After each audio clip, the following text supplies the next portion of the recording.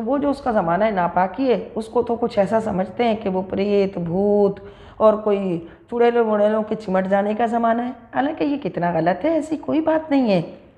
उसको बच्चा पैदा हुआ है, उसको खून आ रहा है, तो वो कोई बेचारी ऐसी नापाक नहीं है, या वो बच्चा उस 40 दिन के अंदर कोई ऐसा नापाक नहीं है कि उसको भूत वगैरह आके लग जाएंगे।